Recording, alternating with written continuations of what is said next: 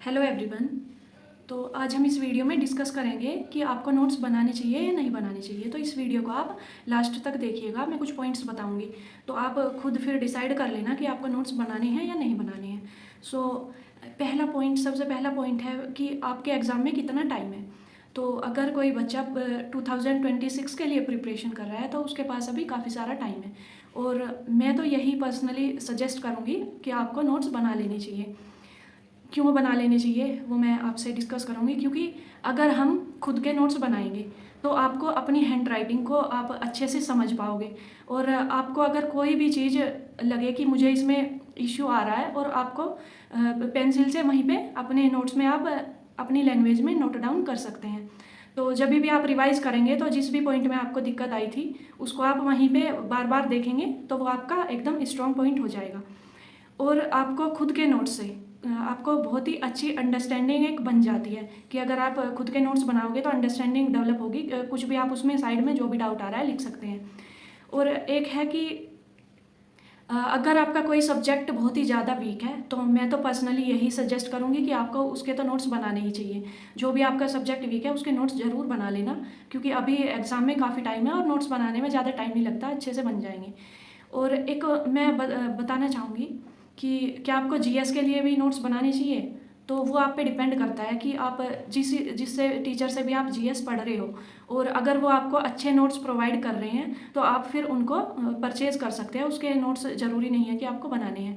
लेकिन अगर किसी को प्रॉब्लम होती है कि किसी के नोट्स से पढ़ने में हमें प्रॉब्लम हो रही है तो फिर आपको खुद के नोट्स बना लेने चाहिए।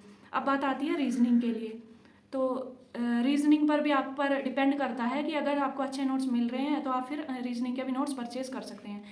तो अगर इंग्लिश की बात करें तो इंग्लिश की अगर किसी की वीक है इंग्लिश, तो मैं तो यही कहना चाहूँगी कि इंग्लिश के नोट्स बना लेना, ज़्यादा टाइम नहीं लगता है और आप अच्छे से बना सकते हैं। तो इंग्लिश के लिए ये हो गया। और मैथ के लिए, मैथ की अगर हम बात करें तो अगर कोई बच्चा मैथ्स के लिए नोट्स बनाना चाहता है तो आपको क्या करना है कि जो भी टीचर से आप कर रहे हैं वो पीडीएफ प्रोवाइड कराएंगे आपको।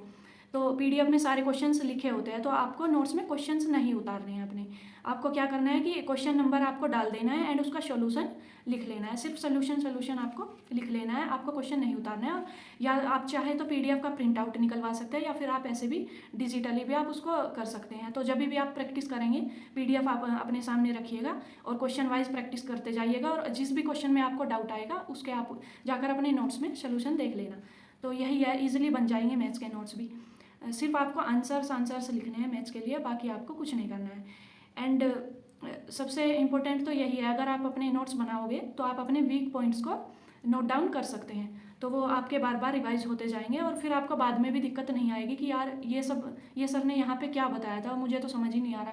तो आप साथ के साथ उसको साइड में लिख लोगे तो आप इजीली बाद में भी अगर आप अपने नोट्स को जब रिवाइज करोगे तो आप प्रॉब्लम नहीं आएगी आपको, आप इजीली रिवाइज कर सकते हैं। So now you can decide कि आपको नोट्स बनाने चाहिए या नहीं बनाने चाहिए। So thank you so much everyone. अगर वीडियो अच्छी लगे तो लाइक शेयर एंड सब्सक्राइब करना, and take care, bye bye. मिलते हैं नेक्स्ट वीडियो में।